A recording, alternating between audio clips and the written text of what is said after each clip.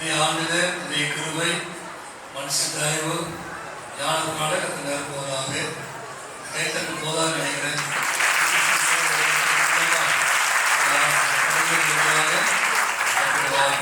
போகலாம்.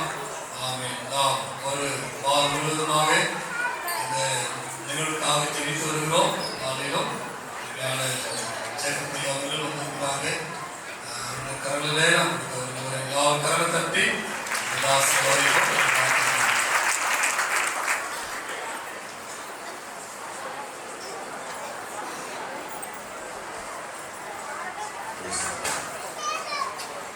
அருமை ரட்சகரும் ஆண்டவருமாகிய இயேசு கிறிஸ்துவின் நல்ல நாமத்துக்கு மகிமை உண்டாவதாக.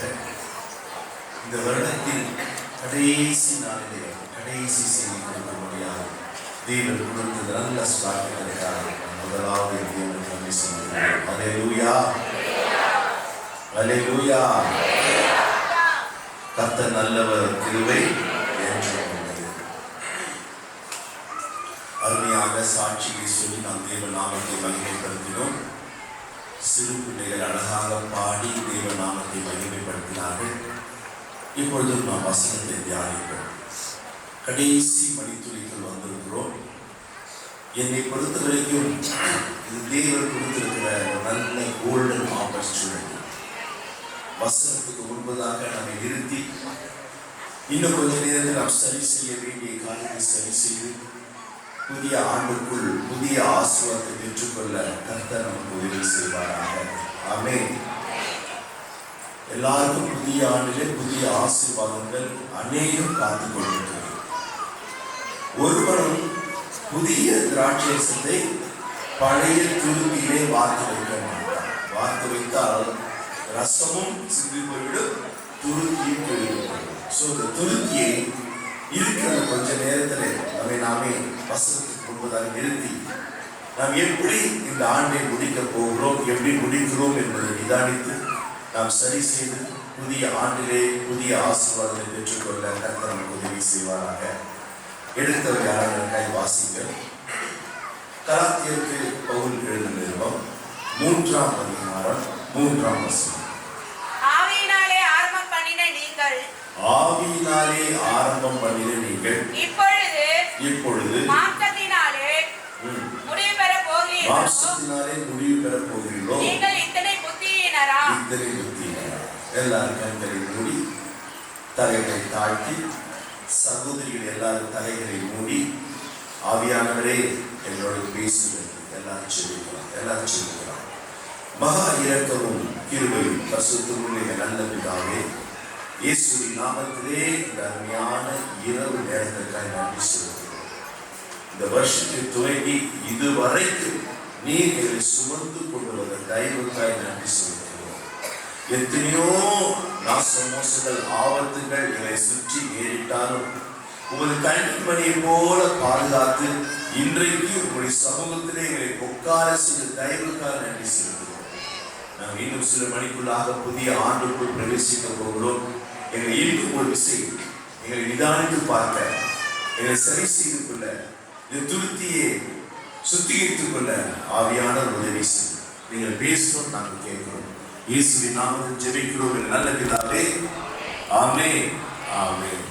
மறுபடியும் வாசிங்க. ஆவியினாலே ஆரம்பம் பண்ணின நீங்கள் இப்பொழுது மாம்சத்தினாலே முடிவு பெற போகிறீர்களோ. நீங்கள் இத்தனை புத்தியினரா என்று கலாத்திய திருச்சபையை பார்த்து அப்போஸ்தலர் பவுல் கேட்கிற ஒரு கேள்வி.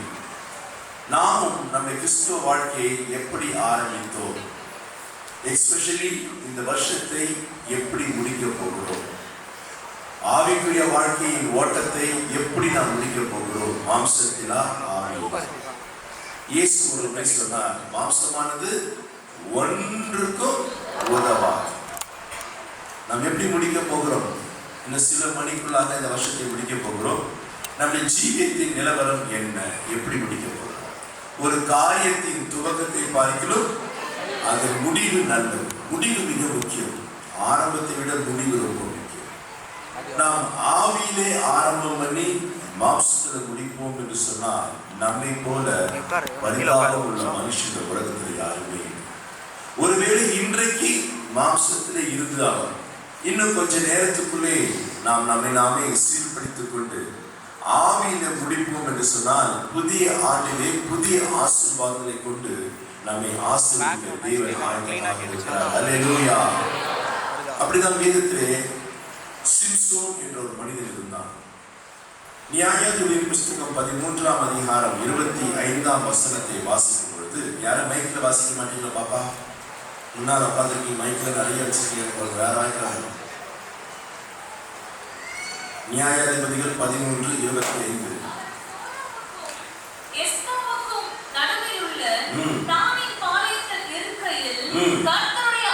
கர்த்தருடைய ஆவியானவர் அவனை ஏவத் துவங்கினார். He moved by the Holy Spirit. Samson ஆரம்பம் ஆவியிலே ஏவப்பட்டு ஆரம்பித்தார். ஆனால் முடிவு 16ஆம் அதிகாரம் 30ஆம் வசனத்துல பெலிஸ்தரோடு கூட தானும் மடிந்து போகத்தக்கதான பரிதாபமாய் தன் வாழ்க்கையின் ஓட்டத்தை சிம்சோன் முடித்தார். ஆரம்பம் ஆவியிலே கையிலே ஒன்றும் இல்லாதிருந்தும் ஒரு சிங்கத்தின் வாயை ஆட்டை கிழிப்பதை போல கிழித்தான். ஆவியின் பலத்தினால், அதே ஆவியின் பலத்தினால் 300 நரிகளை பிடித்து ஒரு வாரோட கட்டி அதில் தீப்பந்தம் வைத்து பெலிஸ்தருடைய வேளாண்மையை அழித்து போட்டான். அதே ஆவியின் பலத்திலே ஒரு சின்ன கழுதையின் தாடை எலும்பை கொண்டு 1000 பேரை கொண்டான். ஆவியின் பலத்தினால் சரியான ஆரம்பம், சரியான ஊழியம், சரியாய் பிரயாணித்தான். ஆனால் முடிவு பரிதாபமாக பெலிஸ்தரோடு கூட மடியும்படியாக கிட்டத்தட்ட தற்கொலை செய்து கொள்ளும் நிலைக்கு அவன் தள்ளப்பட்டான். காரணம் என்ன? 3 காரியங்கள். ஒன்று கண்களின் இச்சை, மாம்சத்தின் இச்சை, ஜீவனத்தின் இச்சை. 16ஆம் அதிகாரம் 1 வசனம், எந்த ஊருக்கு போனாலும் அவன் வேசியின் வீட்டை பார்ப்பான். கண்களின் இச்சை. படுத்திருந்து முழுசு யார் மடியில? தெலிலாரின் மடியிலே மாம்சத்தின் இச்சை.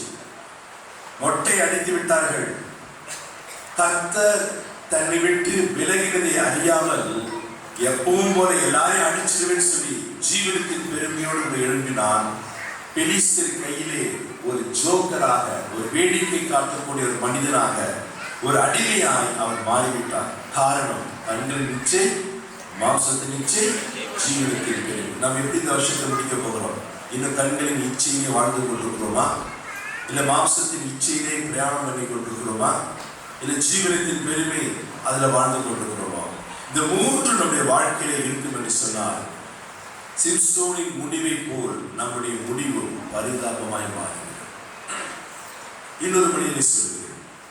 சவுல் இருக்கிறதே சின்ன கோத்திரம், பென்யமீன் கோத்திரத்தை சேர்ந்தவன் சவுல். ஆரம்பம் 1 சாமுவேல் புஸ்தகம் 10ஆம் அதிகாரம் 1 வசனத்தை வாசிங்க. மைக்கில் வாசிங்கம்மா. 1 சாமுவேல் 10ஆம் அதிகாரம். அப்பொழுது சாமுவேல் தைலக்குப்பியை எடுத்து அவன் தலையின் மேல் வார்த்து, சவுலின் தலையின் மேல் வார்த்து அவனை முத்தம் செய்து கர்த்தர் உன்னை தம்முடைய சுதந்திரத்தின் மேல் தலைவனாக அபிஷேகம் பண்ணினார் அல்லவா? சாமுவேல் தீர்க்கதரிசியினால் அபிஷேகம் பண்ணப்பட்டு ஆவி நிறைவோடு கூட தன் வாழ்க்கையின் ஓட்டத்தை ஆரம்பிக்கிறான். 6ஆம் வசனம் சொல்கிறது வேறு மனிதனாய் மாறுகிறான்.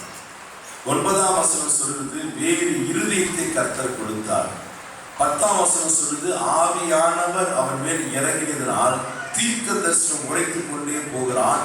சவுலும் தீர்க்கதரிசியோ என்று கேட்கத்தக்கதாய் அவன் வாழ்க்கையின் ஆரம்பம் ஆவியிலே அற்புதமாய் அதிசயமாய் ஆரம்பித்தான். முடிவு பரிதாபம். அதே 1 சாமுவேல் 31ஆம் அதிகாரம் 4ஆம் வசனத்தை வாசித்தால் பட்டயத்தை பூமியிலே நட்டு அதன் மேல் விழுந்து சவுல் செத்து போகிறார். முடிவு எப்படி முடிந்தது? பரிதாபம், மாம்சத்திலே முடிந்தது. ஆரம்பமாகி தீர்க்கதரிசனம் உரைத்தது உண்மை, ஆனால் முடிவு பரிதாபம். ஒரு சின்ன உதாரணம் சொல்லுங்க, வாசிக்கலாம். 1 நாளாகமத்தின் புஸ்தகம் 10ஆம் அதிகாரம் 13ஆம் வசனத்தை வாசிங்கள். ராஜாவாகிய ரெகொபெயாம் 1 நாளாகமத்தின் புஸ்தகம் 10ஆம் அதிகாரம். ஒரு தூக்கம் வந்துச்சு அதுக்குள்ள.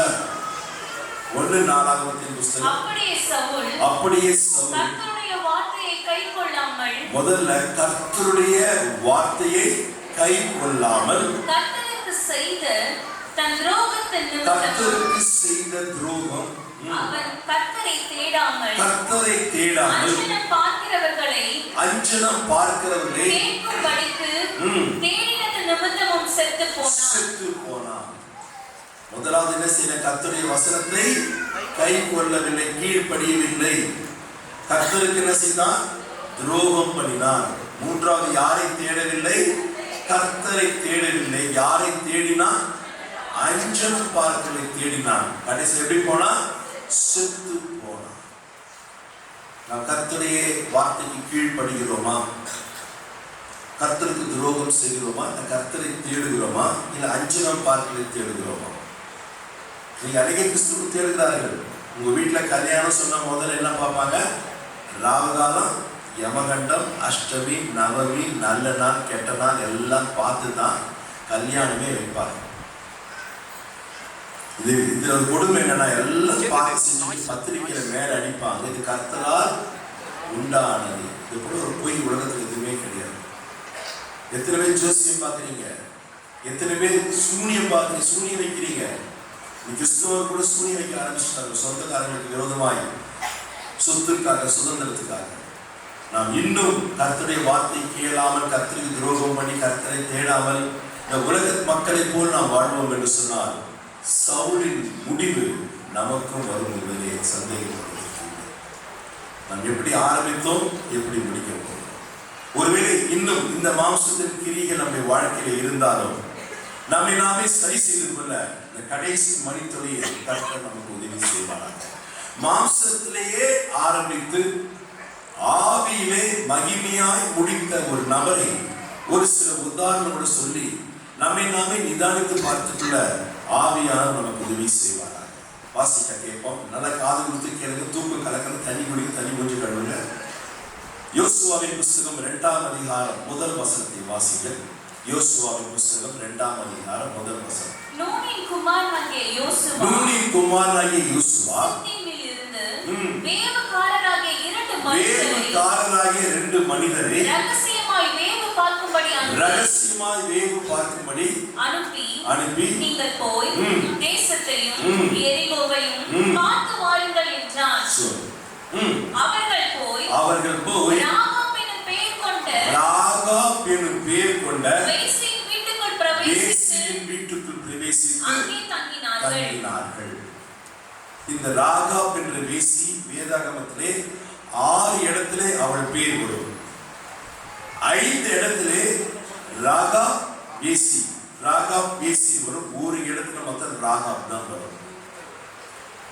அருவருக்கத்தக்க பாவமான தொழிலை செய்தவள், மாம்சத்திலே வாழ்ந்தவள் இந்த ராகாப். ஆனால் அவருடைய முடிவு மகிமையாய் முடிந்தது. வேசியாய் இருந்தவள் இயேசு கிறிஸ்துவின் பிறப்பின் வம்ச வரலாறாகிய மத்தேயு சுவிசேஷம் 1ஆம் அதிகாரத்திலே அவள் பேர் வரும்படியாய் அவளுடைய வாழ்க்கையின் ஓட்டம் எப்படி முடிஞ்சது தெரியுமா? மகிமையாய் முடிஞ்சது. எப்படி ஆரம்பித்தால்? மாம்சத்திலே. எப்படி முடித்தால்? ஆவியிலே மகிமையாய் முடித்தால். இயேசு கிறிஸ்து தாவீதின் அப்பா தாவீது எல்லாம் பிறந்தது யார் சந்ததியில தெரியுமா? ராகாபின் சந்ததி. ஆரம்பம் எப்படி? வேசி. எப்படி முடித்தால்? எப்படி முடிக்க முடியும்? ஒரு வேசியால முடிக்க முடியும் என்று சொன்னார். விசுவாசியாக நம்மளால் ஏன் முடிக்க முடியாது? சொல்லுங்க பார்க்கலாம். முடியும். அவர் வாழ்க்கையிலிருந்து ஒரு சில காரியங்கள், நிறைய காரியங்கள் எனக்கு கொடுக்கப்பட்ட நேரத்துக்குள் முடிக்கணும். நான் சுருக்கமாய் சொல்லுகிறேன், கவனித்துக் கொள்ளுங்கள். கடைசி ஜெபத்திலே நம்மை நாம் ஒப்பு கொடுத்து நாம் சரி செய்ய வேண்டிய காரியங்களை சரி செய்து அவளை போல நம்முடைய வாழ்க்கையை வாழ ஆரம்பித்தால் நாமும் ஆவியிலே முடிக்க கர்த்தர் நமக்கு உதவி செய்வார். முதல் காரியம் வாசிங்கள். எபிரேயருக்கு எழுதின நிருபம் 11ஆம் அதிகாரம் 31ஆம் வசனத்தை வாசிங்கள். எபிரேயர் 11:31. விசுவாசத்தினாலே ராகாப் எனும் வேசி வேவுகாரரை சமாதானத்தோடு கூட ஏற்றுக்கொண்டு கீழ்ப்படியாதவர்களை கூட சேதமாகாதிருந்தார். அல்லேலூயா. ஒரு வேசி இயேசு பிறப்பின் வம்ச வரலாறுலே வந்தது மாத்திரமல்ல, இப்ப எங்க வந்திருக்கிறார்? விசுவாச வீரர் பட்டியலிலும் வந்திருக்கிறார். அவரை குறித்து வேதம் சொல்லுது, விசுவாசத்தினாலே ராகாப் என்று பேசி வேவுகாரரை சமாதானத்தோடு கூட ஏற்றுக்கொண்டு கீழ்ப்படியாத பிள்ளைகளோட சேதம் ஆகாதிருந்தார். அது வரைக்கும் இந்த 2 வேவுகாரர்கள் வீட்டுக்கு வருகிற வரைக்கும் கீழ்ப்படியாத பிள்ளையேவா இருந்து பாவத்தினால் அனுதினமும் சேதமாகிக் கொண்டே இருந்தார். என்றைக்கு இந்த 2 பேர் வேவுகாரர் வீட்டுக்குள் வந்தார்களோ அன்று முதல் கீழ்ப்படியாத பிள்ளையாக வாழாமல் கீழ்ப்படிகிற பிள்ளையாக வாழ்ந்து பாவத்தினால் தன்னை சேதப்படுத்தாமல் தன்னை பரிசுத்தமாய் காத்துக் கொண்டார். நீங்க எப்படி என்று கேட்கலாம். இன்னொரு கேள்வி கேட்கலாம், ஏன் இந்த 2 பேர் ராகாப் வேசி வீட்டுக்கு போனார்கள்? வேசியின் வீடு தான் 24/7 எப்படி இருக்கும்? ஓப்பனா இருக்கு. யார் வேணா எப்ப வேணா போறோம். ஆனா வேதம் சொல்லுகிறது, யோசுவாவின் புத்தகம் 2ஆம் அதிகாரம் 7ஆம் வசனத்தை வாசிங்கள். அந்த மனுஷர் யோர்தானுக்கு போகிற வழியில் துரைகள் மட்டும் அவர்களை தேட போனார்கள். அவர்களை தேடுகிறவர்கள் புறப்பட்ட உடனே வாசல் அடைக்கப்பட்டது. வேசியின் வீட்டு வாசல் என்ன செய்யப்பட்டது? அடைக்கப்பட்டது. இனி எனக்கு இந்த தொழில் தேவையில்லை. அவர் வாழ்க்கையிலே மாம்சத்திலிருந்து ஆவியில மகிமையாய் முடிக்க முதல் காரணம் தெரியுமா? சரியான மனம் திரும்புதல். அந்த ஒரு தவறை மறிக்கிற வரைக்கும் அவள் மறுபடியும் செய்யாமல் மனம் திரும்பி தன் வீட்டின் வாசலை அடைத்துட்டு அவள் சாட்சியாய் வாழ்ந்ததினாலே அவள் ஆவியிலே முடித்து மகிமையிலே முடித்தார். நாம் எப்படி மனம் திரும்புகிறோம்? நான் ராகாப் பேசிய வாசிக்க பார்க்கும்போது வேதத்தில் இருக்கிற அநேக பரிசுத்தமானவர்களுக்கு நல்ல நல்ல குவாலிஃபிகேஷன் யாருக்குள்ள இருக்கு தெரியுமா? இந்த வேசிக்குள்ள இருக்கு. சரியான மனம் திரும்புதல். நாம மனம் திரும்ப கேட்கிற, ஆண்டவரே தப்பு பறிக்க மன்னிச்சுங்க, சாரி என்னை மன்னிங்க, என்னை கழுவுன்னு கேட்கிறோம். ஆனா again we are doing the same mistake, same sin. ஒரு ராகாப்புக்குள் காணப்பட்ட சரியான மனம் திரும்புதல் இன்னும் சபைக்கு இல்லாதனால்தான் நாம் மறுபடியும் செய்த பாவத்தை செய்து கொண்டிருக்கிறோம். ஆவியில முடிக்க முடியாத ஒரு நிலைக்கு வந்திருக்கிறோம். அவர் அதுக்கப்புறம் தவறே செய்யல, அதுக்கப்புறம் அவர் பாவ தொழிலை செய்யல, பாவத்தினால் சேதமாகல. எப்படிப்பட்ட ஒரு மனம் திரும்புதல் பாருங்க. தாவீது கூட பத்சேபாளிட்ட பாவம் செய்தான். 51ஆம் சங்கீதத்திலே கதறி அழுது ஒப்பு கொடுத்தான். அதற்கு பிற்பாடு கடைசி வரைக்கும் அப்படிப்பட்ட பாவம் தாவீது செய்யாமலேயே பரிசுத்தமாய் வாழ்ந்தான். நாம் எத்தனை முறை கேட்கிறோம், எத்தனை முறை சொல்றோம், மறுபடியும் அதை செய்கிறோம் என்று சொன்னால் நம்முடைய வாழ்க்கை மனம் திரும்புதல் எப்படி இருக்கும்?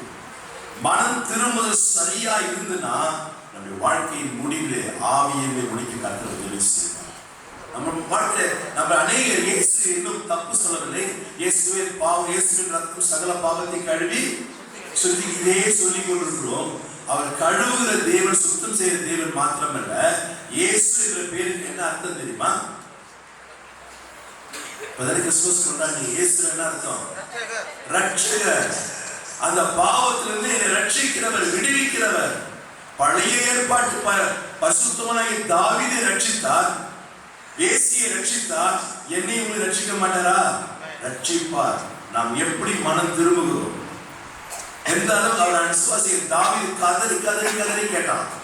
நாமும் பாவத்துக்காக மெய் மனஸ்தாபப்பட்டு கதறி கண்ணீரோடு கேட்டு ஒப்புரவானால் மறுபடியும் அதே பாவத்தை செய்யாமல் அதிலிருந்து என்னை தூக்கி எடுக்க இயேசு இன்றைக்கு உயிரோடு கூட இருக்கிறார். அல்லேலூயா. வாழ்க்கையில் சரியான மனம் திரும்புதல். தாவீதுக்குள் காணப்பட்ட அதே கிருபை யாருக்குள்ள இருக்கு தெரியுமா? வேசிக்குள்ள. இரண்டாம் அதிகாரம், யோசுவாவின் புஸ்தகம் 2ஆம் அதிகாரம் 9ஆம் வசனத்தை வாசிங்கள். கர்த்தர் உங்களுக்கு தேசத்தை ஒப்புக் கொடுத்தார் என்றும். இவ யாருமா பேசுறது? யாருமா வேசி பேசுறா? எவ்வளவு ப்ராஃபிட்டிக்கலா பேசுறா பாரு. கர்த்தர் இந்த தேசத்தை உங்களுக்கு ஒப்பு கொடுத்தார் என்றும் உங்களை பற்றி எங்களுக்கு திகில் பிடிக்கிறது என்றும் உங்களை குறித்து தேசத்து குடிகள் எல்லாரும் சோர்ந்து போனார்கள் என்றும் அறிவேன். 11 வாசிங்க. கேள்விப்பட்ட போது எங்கள் இருதயம் கரைந்து போயிற்று, உங்களாலே எல்லாருடைய தைரியமும் அற்று போயிற்று. போதும். அவளுக்கு அவள் எரிகோ மதில் மேலே வேசி தொழில் செய்கிறவள். உங்கள் தேவனை குறித்த பயம், திகில் எங்களை பிடித்துக் கொண்டது. என் இருதயம் கரைந்து போகிறது. அந்த அளவுக்கு கர்த்தரை குறித்து ஒரு வேசிக்கு என்ன இருக்கு தெரியுமா? பயம் இருக்கு. பயம் இருக்கு. விசுவாசிக்கு என்ன இல்லை? அதனாலதான் ஆவியில முடிக்க முடியும். அவருக்கு ஆண்டவரை குறித்து ஒரு பயம். ஐயோ, உங்க தேவனா மகா பெரிய தேவன், உங்க தேவன் யெகோவா தேவன். எனக்கு பயமா இருக்கு, பயமா இருக்கு. ஆனா இந்த சபைக்கு என்ன இருக்கு தெரியுமா? பயமே கிடையாது. எப்ப வேணா வரலாம், எப்ப வேணா போலாம். தேவனை குறித்த நம்மை காண்கிற தேவன் ஒருவர் உண்டு என்கிற பயம் சபைக்கு இல்லாததான் பாவம் மலிந்து போயிருக்கிறது. நம்ம என்னதான் செய்யறோம், இதெல்லாம் யாரும் பார்க்கணும்னு நினைக்கிறோம். ஆனா என் உட்காருதலையும் என் எழுந்திருக்கிறதையும் அந்த பயம் இல்லை இருந்தால் வாழ்க்கை எப்படி இருக்கும்? எப்படி இருக்கும்? எத்தனை காரியங்களை செல்போன்ல மறைச்சு வச்சிருக்கிறோம். உடம்புல என்ன இல்லை? பயம் இல்லை. லாக், எத்தனை லாக் போட்டிருக்கிறோம். ஏன்? பயம் இல்லை. எவ்வளவு துணிகரமான காரியங்களை செய்கிறோம். சபைக்கு வெளியும் செய்கிறோம், சபைக்கு உள்ளேயும் செய்கிறோம். என்ன இல்ல? இல்ல. ஆனா யாருக்கு இருக்கு? வேசிக்கு இருக்கு. உங்க தெய்வத்தை குறித்து நான் கேள்விப்பட்டோம், திகில் பிடிச்சது, எங்கள் இருதயம் கரைஞ்சு போச்சு, அவ்வளவு பயப்படுறா. சபையே, இன்னும் கொஞ்ச நேரத்துக்குள்ள நாம் புது வருடத்துக்குள் போக போகிறோம். இன்னும் ஒரு 10 நிமிஷம் தேவ சமூகத்தில் நாம் ஒப்பு கொடுக்க போகிறோம். சரியான மனம் திரும்புதலுக்குள் ஒப்பு கொடுத்தால் முடிவு ஆவியிலே முடிக்க முடியும். மகிமையாக தேவன் மாற்றுவார். தேவ பயத்தோடு கூட இன்று ராத்திரி தேவ பயத்திலிருந்து நாம் வளர ஆரம்பித்தால் புதிய ஆண்டிலே டெய்லி தேவன் நம்மை ஆசிரிக்க வல்லவராக இருக்கிறார். பயம் இல்லை. தேவனை குறித்த பயம் இல்லை. வசனம் தெரியும், வசனம் நல்லா தெரியும். கொஞ்சம் அமைதியாக கொஞ்ச நேரம். வசனம் தெரியும், ஆனா உடம்புல என்ன இல்ல? இல்ல. துணிகரம், துணிகரம். இன்னைக்கு மாறும். இந்த பயத்தை பரிசுத்தவானாகிய யோசேப்பின் வாழ்க்கையில் நான் பார்க்கிறேன். வாசிக்கலாம். 42ஆம் அதிகாரம் 18 ஆதியாகமம் 42:18. தன் சகோதரை பார்த்து யோசேப்பு சொல்கிற வார்த்தை என்னவென்று சொன்னால், 42ஆம் அதிகாரம் 3ஆம் நாளிலே யோசேப்பு அவர்களை நோக்கி, யோசேப்பு தன் சகோதரர் எல்லாரையும் நோக்கி, நான் தேவனுக்கு பயப்படுகிறவன். போதும். என்ன சாட்சி சொல்றான் பரிசுத்தவான்? தேவனுக்கு பயப்படுகிறவன். அதே மாதிரி ஆட்களுக்கு ஒரு வேசிக்கிட்ட இருக்கு. யார்கிட்ட இல்ல? விசுவாசிக்கிட்ட இல்ல. இருந்திருந்தால் இந்த இப்ப முடிக்கிற வருஷம் கூட ஆவியிலே மகிமையிலே முடிக்க தேவன் நமக்கு உதவி செய்வார். இன்னைக்கு அது பயம் இல்லை, பயம் இல்லை. 2ஆம் அதிகாரம் 10ஆம் வசனம் வாசி. யோசுவா நீங்கள் சொல்றா, எகிப்திலிருந்து நீங்கள் புறப்பட்ட பொழுது உங்களுக்கு முன்பாக சிவந்த சமுத்திரத்தின் தண்ணீரை வற்றி போக பண்ணினதையும் நீங்கள் யோர்தானுக்கு அப்புறத்தில் சங்காரம் பண்ணின எமோரியரின் 2 ராஜாக்களாகிய சீகோனுக்கும் ஓகுக்கும் செய்ததையும் கேள்விப்பட்டோம். போதும். இவன் யாரு? வேசி. வேதாகம அந்நாளே நம்ம பேர் பைபிள் கிடையாது. புஸ்தக தோல் சுருள் ஆசிரியர் கையில் இருக்கும். யாத்ராகமத்தின் புஸ்தகம் 14ஆம் அதிகாரத்தில் நடந்த சம்பவத்தை துல்லியமாய் சொல்லுகிறார் ஒரு வேசி. எண்ணாகமத்தின் புஸ்தகம் 21ஆம் அதிகாரத்தில் நடந்த சம்பவத்தை பேரோடு சொல்லுகிறார் ஒரு வேசி. உபாகமத்தின் புஸ்தகம் 2ஆம் அதிகாரம் 3ஆம் அதிகாரத்தில் சொல்லப்பட்ட அந்த யுத்தத்தின் சம்பவத்தை ஒரு வேசி அழகாய் சொல்லுகிறான். வேதத்தை நானும் நீங்களும் அறிந்ததை விட புறஜாதியாகிய எரியோ பட்டணத்திலே மதில் மேலே ஊரறிய உலகறிய வேசித்தனம் தொழிலை செய்த ஒரு வேசிக்கு வேதாகமத்தின் சரித்திரத்தை சரியாய் சொல்கிறார். இத்தனை ஆண்டுகள் சபைக்கு வந்து விசுவாசி என்று பேர் வைத்திருக்கிற நம்முடைய வாழ்க்கையிலே இந்த வேதத்தோடு நம்ம வாழ்க்கையின் பிரயாணம் எப்படி இருக்கிறது? எவ்வளவு நேரம் வேதத்தை வாசிக்கிறோம், எவ்வளவு நேரம் வேதத்தை தியானம் பண்ணுகிறோம், எவ்வளவு வேத வசனத்துக்கான வாழ்க்கை நம்ம எவ்வளவு கீழ்ப்படுகிறோம், எவ்வளவு ஒப்பு கொடுக்கிறோம்? யோசித்து பாருங்கள். எப்படி முடிக்க போகிறோம்? எப்படி முடிக்க போகிறோம்? எப்படி முடிக்க போகிறோம்? இது கிறிஸ்தவர்களுக்குள்ள பைபிள் படிப்பது என்பது அநேகர் வாழ்க்கையிலே அது இல்லாமல் போய்விட்டது. ஏதோ சில பேர் கடமைக்கு டெய்லி ஒரு அதிகாரம் 2 அதிகாரம் அப்படி படிப்பதல்ல வேதம். வேதம் அப்படி படிப்பதல்ல. வேதத்தை ஆழத்துல போய் படிக்க கற்றுக்கொள்ள வேண்டும். ஒரு வசனம் ஒரு அதிகாரம் வாசித்தாலும் ஒரு வசனத்தை கொண்டு ஆண்டவர் நம்மோடு பேசுவார். எத்தனை பேர் விசுவாசிக்கிறீங்களா? எத்தனை பேர் அனுபவம் இருக்கு? ஒரு அதிகாரம் ஜெபத்தோட வாசினா ஒரு வசனம் என்னோட நேரடியாக பேசும். அந்த வசனத்தின் ஆழத்துக்குள்ள போகணும். ஏன், எதற்கு, யாருக்கு, என்ன சொன்னார், எனக்கு என்ன என்று அந்த வசனத்துக்குள்ள கணுக்கால் அளவில், முழங்கால் அளவில், இடுப்பளவில் நீச்சல் ஆழம் அந்த ஆழத்துல போனீங்கன்னா அநேக மகத்துவங்களை கர்த்தர் நம்ம கற்றுக் கொடுக்க வல்லவராக இருக்கிறார். இந்த வேதத்துல ஒரு வசனத்துக்கு அர்த்தம் வேற எங்கேயோ இல்லை, இந்த பைபிளுக்குள்ள தான். கர்த்தருடைய புஸ்தகத்தை தேடி வாசிங்கள், அவையில் ஒன்று குறைவுபடாது, ஒன்று ஜோடி இல்லாதிராது. அப்படி வாய் சொல்லிட்டு அப்படி ஆவி சேர்க்கும். எல்லா வசனம் ஜோடி ஜோடி. இந்த வசனத்துக்கு அர்த்தம் இன்னொரு இடத்துல இருக்கு.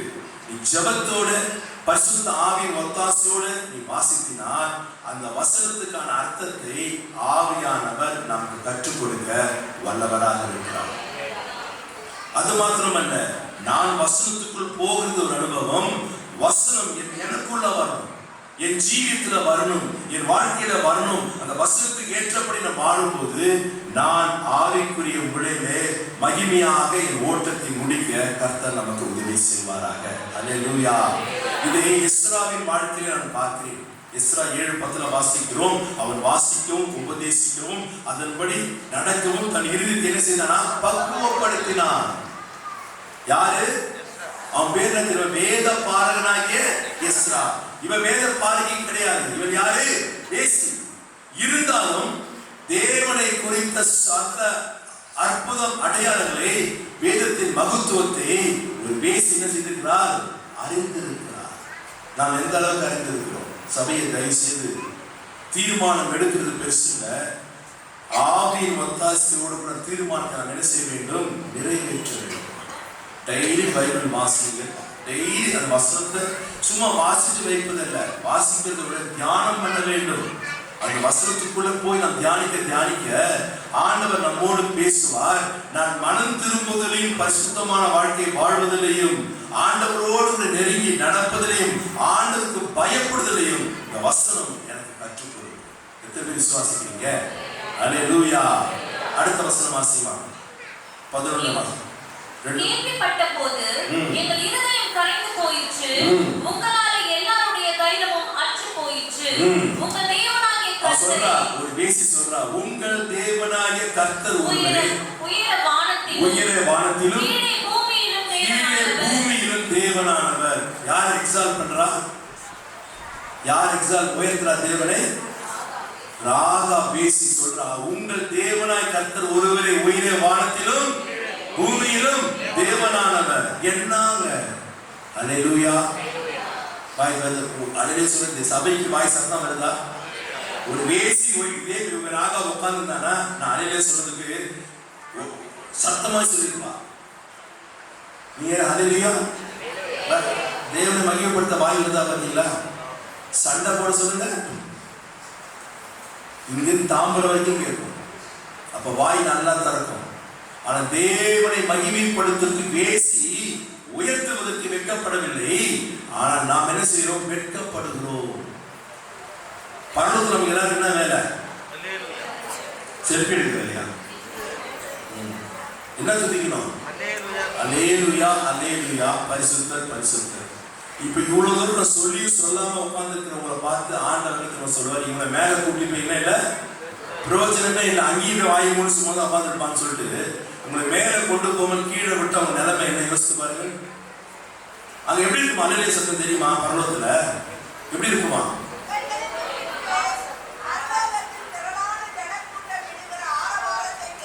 19 வாசி.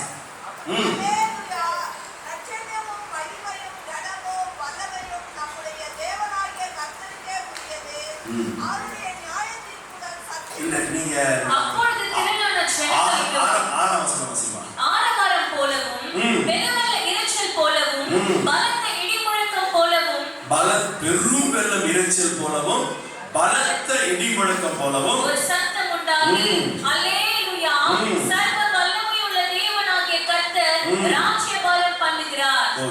எப்படி இருக்கு அல்லேலூயா சத்தம்? எப்படி இருக்குதா? பெரும் வெள்ளம் இரைச்சலை போலவும் இடி பலத்த இடி முழக்கத்தை போலவும். அப்படி ஒரு 3 அல்லேலூயா சபை சொல்லட்டுமா? சொல்ல முடியுமா? சொல்லுங்க பார்க்கலாம்.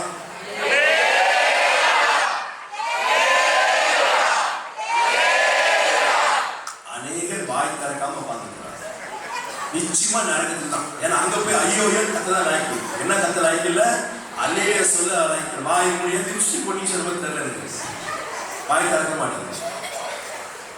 அது பேர் ரொம்ப லிப்ஸ்டிக் வச்சா அது ஒட்டம் ஒட்டம் எவ்வளோ நல்லா இருக்குமா? குடும்பத்தில் வீட்டுக்காரர் டசன் கணக்கில் வாங்கி கொடுத்து ஒட்ட வருஷம் கவனம் வாங்கிப்போம், அமைதியாக நிம்மதியாக இருக்கும்.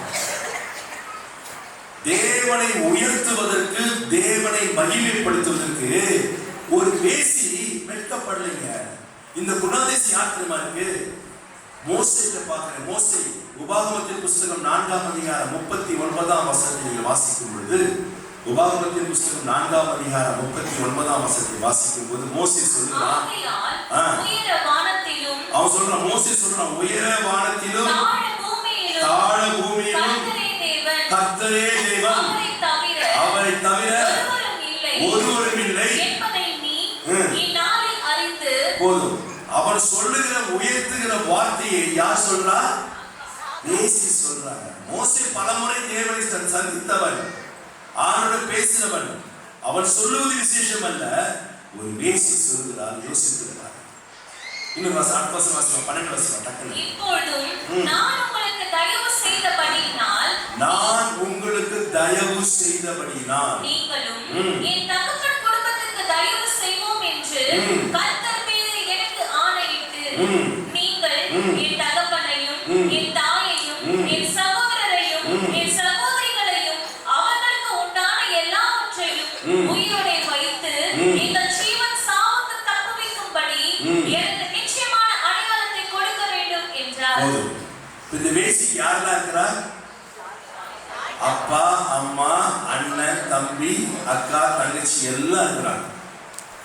எல்லாரும் இவளை வைத்து இவள் சம்பாதியத்திலே சாப்பிட்டுக் கொண்டிருக்கிறார்கள். அப்பா என்ன சொல்லிருக்கணும்?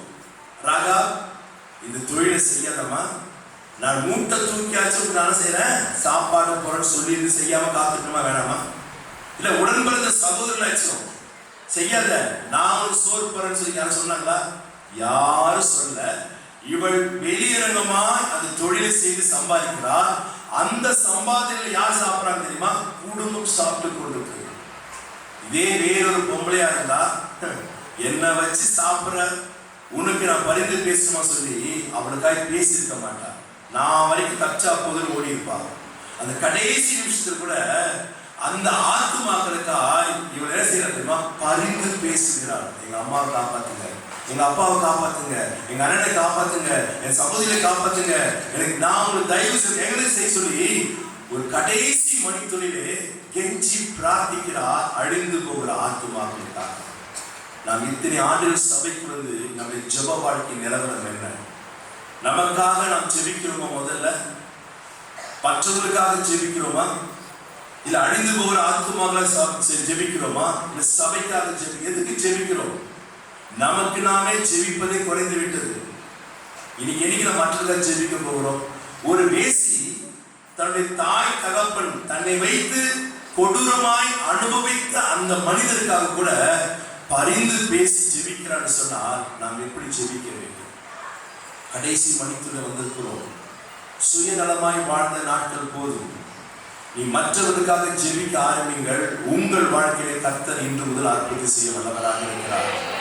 சுயநல வாழ்க்கை கூட இவருக்கு சுயநலமா வாழ்ந்தா ஓகே, நீ வரும்போது நான் வந்து கூட்டு போன்னு சொல்லிட்டு அவன் வந்து தப்பிச்சு போயிருக்கலாம். ஆனால் செய்யல, அவருக்காக கெஞ்சிக்கிறார். ஆபிரகாம் வீட்டில் போய் வாசிக்கிறது 18ஆம் அதிகாரத்தில் ஆதியாகமத்துல 50 நீதிமான்கள் அழைப்பீரோ, 45 நீதிமான்கள் அழைப்பீரோ, 40 நீதிமான் அழைப்ப சொல்லி ஆத்துமாக்களை கெஞ்சி ஜெபித்தது போல ஆபிரகாம் இப்போ இவ்வளவு என்ன செய்யறது தெரியுமா? ஜெபிக்கிறான். ஐயா, ஒரு வேசி, நாம் எல்லாம் விசுவாசி. ஜெபம் இருக்கா? எவ்வளவு நேரம் ஜெபிக்கிறோம்? 5 நிமிஷம் ஜெபிக்கிறது பெரிய விஷயம். 5 நிமிஷம் ஜெபிக்கிறதுக்குள்ள 10 வாட்டி கடிகாரத்தை பார்ப்போம், 12 வாட்டி கொட்டாரி விடுவோம். இதுதான் இன்னைக்கு ஜெபம். ஜெபம் மாறணுங்க. ஜெபம் மாறணும். நம் சுயநலமான ஜெபம் நமக்காக அல்ல, விசேஷமா இன்னும் தேவனை அறியாத மக்களுக்காக நாம் அதிகமாய் ஜெபிக்க ஜெபிக்க ஜெபிக்க, எக்ஸ்பெஷல் சபைக்காக இன்னும் அதிகமாக ஜெபிக்க ஜெபிக்க ஜெபிக்க, சபையில எழுப்புதல் உண்டாக கர்த்தர் நமக்கு உதவி செய்வாராக. கடைசி ஒரு காரியத்தை சொல்லி முடிக்க நேரம் முடிய போகுது. 22ஆம் வசனத்தை வாசிக்கலாம். அவர்கள் போய் மலையிலே சேர்ந்து தேடுகிறவர்கள் திரும்பி வரும் மட்டும் 3 நாள் அங்கே தரித்திருந்தார்கள். தேடுகிறவர்கள் வழியெல்லாம் அவர்களை தேடியும் காணாதே போனார்கள். அந்த 2 மனுஷரும் திரும்பி மலையிலிருந்து இறங்கி 21 வாசிக்கலாம். அதற்கு அவள், உங்கள் வார்த்தையின்படி ஆக கடவுது என்று சொல்லி அவர்களை அனுப்பிவிட்டார். அவர்கள் போய்விட்டார்கள். பின்பு அவள் அந்த சிவப்பு கயிற்று ஜன்னலிலே கட்டி வைத்தாள். போகும்போது ஒரு அடையாளத்தை கொடுத்தாங்க. என்ன அடையாளம் தெரியுமா? சிகப்பு நூலிலே செய்யி ஜன்னல்ல கட்டு. அவன் புறப்பட்டு போன உடனே கட்டிட்டான். எப்போ வருவாங்கன்னு சொன்னானா, மாசமா வருஷமா தெரியும், அதெல்லாம் எனக்கு தெரியாது. கட்ட சொன்னா கட்டிட்டா. விசுவாசத்திலே கட்டினால் அவளும் அவன் வீடும் அவள் வருகை என்ன செய்யப்பட்டது? காக்கப்பட்டது. என்ன விசுவாசங்க! நம்மள சிவப்பு ஏன் கட்ட, கருப்பு கட்டக்கூடாதா? ஏன் மஞ்சள் கட்டக்கூடாதா? நம்ம ஆயுதத்தை கேளுங்க போகும். அவள் ஒன்று கேட்கவில்லை, கட்டினா கட்டினா. விசுவாசித்தாள். அவங்க 2 பேரும் சாதாரண வேவுக்காரர்கள் தான். அந்த வேவுக்காரர் வார்த்தை கூட அவள் கீழ்ப்படிந்து விசுவாசித்து உடனே செயல்பட்டார். நம் இயேசுவே நம்மோடு பேசினா கூட விசுவாசிப்பதும் கடினம், கீழ்ப்படிவதும் கடினம். ஒரு வேசிக்குள்ள கீழ்ப்படிவதும் இருக்கு, விசுவாசமும் இருக்கு. எப்படிப்பட்ட விசுவாசம் தெரியுமா? யாருடைய விசுவாசம் தெரியுமா? இருக்குது வேதம் சொல்லுகிறது. யாக்கோபு எழுதின நிருபம் 2ஆம் அதிகாரம் 22ஆம் வசனத்தை வாசிங்கள். யாக்கோபு எழுதின நிருபம் 2ஆம் அதிகாரம் 22ஆம் வசனத்தை வாசிங்கள். பைபிள் மைக் வாசிங்க. விசுவாசம் அவருடைய கிரியைகளோட கூட முயற்சி செய்து கிரியையினாலே விசுவாசம் பூரணப்பட்டது என்று காண்கிறாயே.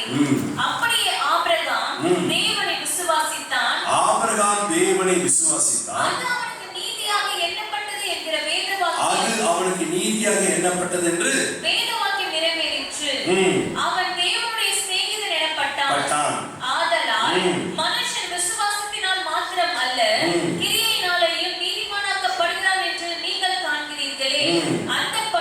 அந்தபடி ராகாபேடு வேசிய போதுமா ஆபிரகாமுக்குள் என்ன விசுவாசம் காணப்பட்டதோ அந்தபடியே யாருக்குள்ள அதே விசுவாசம் இருக்கு? ஒரு வேசிக்குள்ள இருக்குங்க. யோசிச்சு ஆபிரகாமின் விசுவாசம், விசுவாசின் தகப்பன். அந்த விசுவாசம் யாருக்குள்ள இருக்கு? வேசிக்குள்ள இருக்கு. அப்போ எந்த அளவுக்கு ஒரு சாதாரண உளவு பார்த்த மனிதனுடைய வார்த்தையை விசுவாசித்து கீழ்ப்படியல என்று சொன்னால், நம்மோடு கூட ஆவியானவர் எத்தனை முறை பேசியிருந்தும் நாம் இன்னும் விசுவாசித்து கீழ்ப்படியாமல் இருந்தால் நாம பெட்டரா, ராகா பேசி பெட்டரா? யோசித்து பாருங்க. இந்த வருஷத்தின் கடைசியில் வந்திருக்கிறோம். தயவு செய்து ஆண்டவர் ஒரு வார்த்தை சொன்னால் அப்படியே அவர் நிறைவேற்ற வல்லவராக இருக்கிறார். அல்லேலூயா. நாம் அப்படியே விசுவாசிக்க வேண்டும், அப்படியே நம்ம செய்ய வேண்டும், கீழ்ப்படிய வேண்டும். ஒரு வேசிக்குள்ள காணப்பட்ட விசுவாசம், ஒரு வேசிக்குள்ள காணப்பட்ட கீழ்ப்படிதல் இன்னைக்கு விசுவாசியின் சபைக்கு இல்லைன்னு சொன்னா நம்ம வாழ்க்கையின் ஓட்டத்தின் முடிவை எப்படி முடிக்க போகிறோம்? யோசித்து பாருங்க. மனம் திரும்புவது சரியான மனம் திரும்புவது. கடைசி ஒரே காரணம் சொல்லிட 4ஆம் வசனம் வாசிங்க. யோசுவா 2:4 வாசிங்க.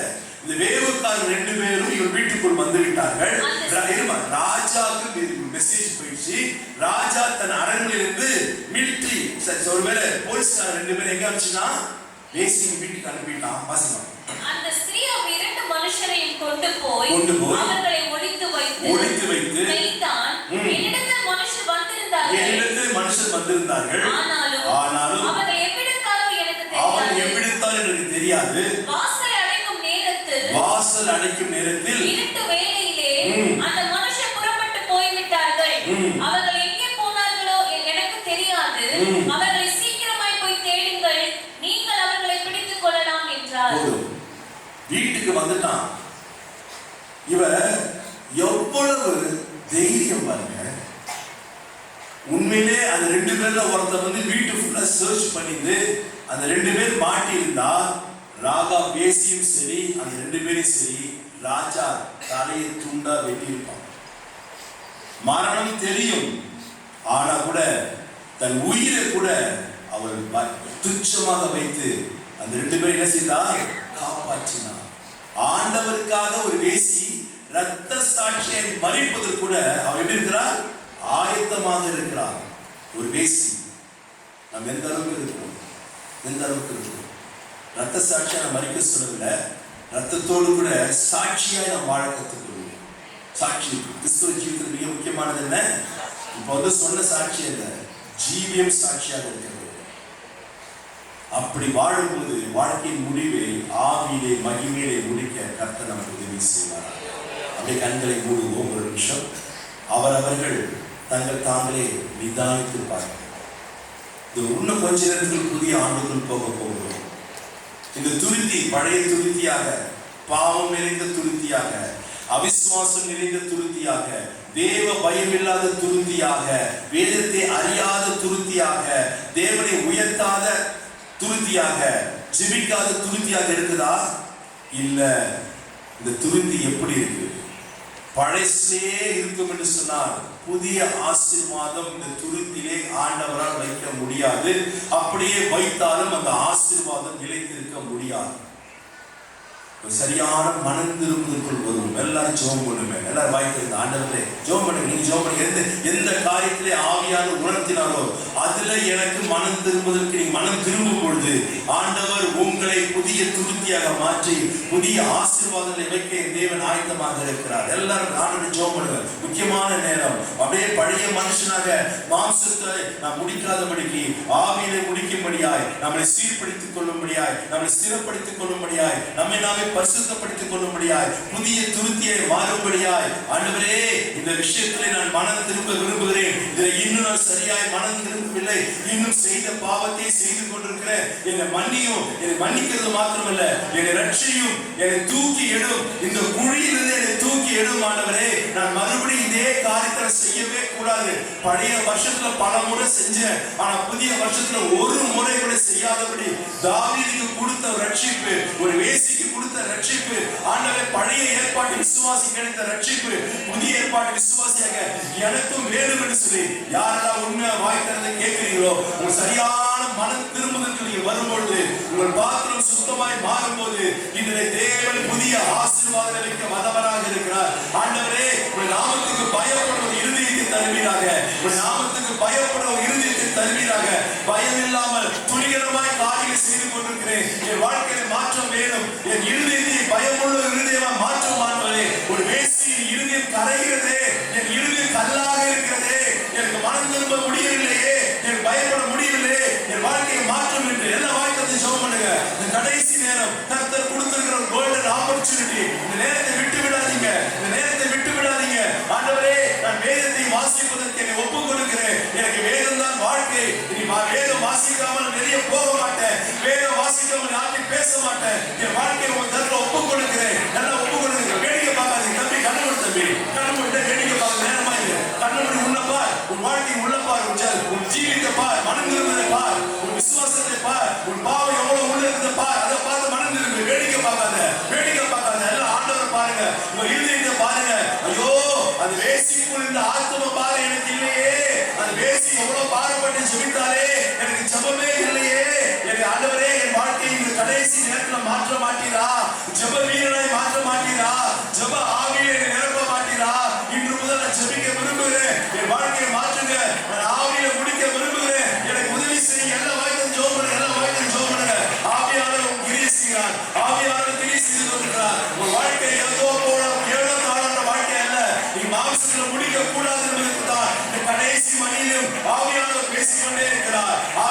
கொண்டே இருக்கிறார். விசுவாசிங்க, வசனத்தை விசுவாசிங்க, இயேசுவை விசுவாசிங்க, அவருக்கு கீழ்ப்படிங்க. உங்களை உயர்ந்த ஸ்தானத்திலே கர்த்தர் கொண்டு போய் உட்கார வைப்பார். வருகிற ஆண்டிலே உங்களை மேலான இடத்துக்கு கொண்டு போவார். வருகிற ஆண்டிலே கர்த்தர் உங்கள் மகிமையை காணும்படியே செய்வார். வருகிற ஆண்டிலே உங்கள் வாழ்க்கையை கர்த்தர் பெரிய காரியம் செய்ய வேண்டுமா? மனம் திரும்பு, மனம் திரும்பு, மனம் திரும்பு, மனம் திரும்பு. தேவனை உயர்த்து. ஒரு ராஜா பேசி உயர்த்தினார். மேலே வானத்திலும் கீழே பூமியிலும் தேவனை கர்த்தர் நீ ஒருவரே தேவன். உம்மை தவிர வேறு தேவன் உயர்த்தாதே. நீ வாய்த்தது தேவனை உயர்த்து. வாய்த்தது தேவனை ஸ்தோத்திரம் பண்ணு. தேவனை மகிமைப்படுத்து. தேவ நாமத்தை உயர்த்து. உயர்த்த உயர்த்த உயர்த்த கர்த்தருடைய ஆவியானவர் வல்லமையாய் இறங்குவார். உன் மாம்சத்தின் கிரிகளை அழித்து போடுவார். உன் மாம்சத்தின் கிரிகளை எடுத்து போட்டுவிட்டு ஆவியிலே வாழ்க்கையின் ஓட்டத்தை முடிக்க, ஆவியிலே ஜெயமாய் ஓட்டத்தை முடிக்க, மகிமையான ஓட்டத்தை முடிக்க உனக்கு உதவி செய்ய ஆவியான ஆயுதமாக இருக்கிற சகோதரியை வாய்க்கிற சகோதரியை வாய்க்கிறது ஜெபம் பண்ணு. வாய்க்கிறது ஸ்தோத்திரம் பண்ணு. நல்ல வாய்க்கிறது ஸ்தோத்திரம் பண்ணுங்க. ஸ்தோத்திரம் பண்ண பண்ண பண்ண பண்ண ஆவியின் வல்லமை, ஆவியின் அபிஷேகம் பலமாய் பலமாய் ஒவ்வொரு மீதும் சபையிலே இறங்கிக் கொண்டிருக்கிறார். உன்னை மாற்றும்படியாக, ஆவியை மாற்றும்படியாக, மாம்சத்தை அழிக்கும்படியாக கர்த்தருடைய ஆவியானவர் உன் வாழ்க்கையை கிரியை செய்து கொண்டிருக்கிறார். ஹல்லேலூயா, ஹல்லேலூயா, ஹல்லேலூயா.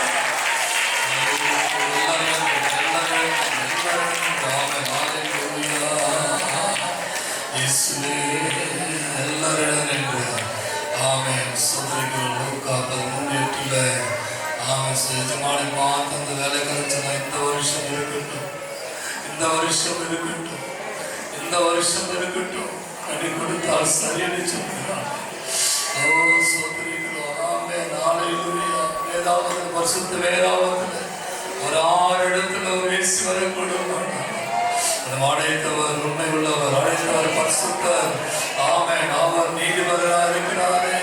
நான் பரிசுத்தர் ஆகிய உலகில் எல்லாவற்றிலும் பரிசுத்தராக சொன்ன நல்ல தேவனை நாம் ஆராதிக்க போகிறோம். எல்லாரும் எழுந்து கண்களை மூடி நான் விழிக்கும் போது உங்கள் சாயலை திருப்தியாக வேண்டும் அப்பா என்ற பயபக்தியோடு கண்களை மூடி அந்தவரே தகப்பனைகளோடு பேசுனீங்கப்பா. தேவனை குறித்துதான் ஒரு தெளிவான சிந்தை உள்ளவனாக விசுவாசத்தில் ஆறுகாமை கோடு சாலை நோயா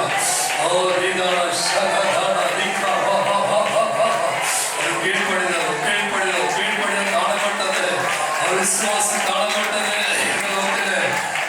விசுவாசத்தை ஊற்றுகிறப்பா. விசுவாசத்தை ஊற்றுகிறாங்க.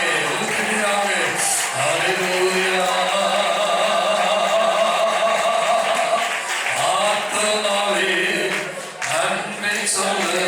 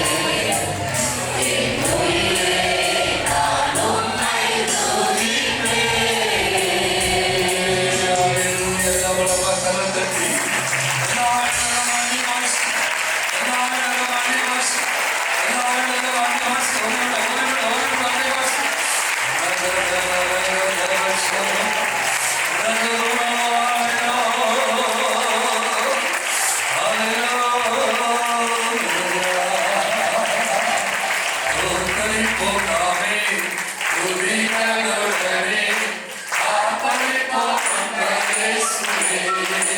அல்லேலூயா, ஸ்தோத்திரிப்போம் ஆமே.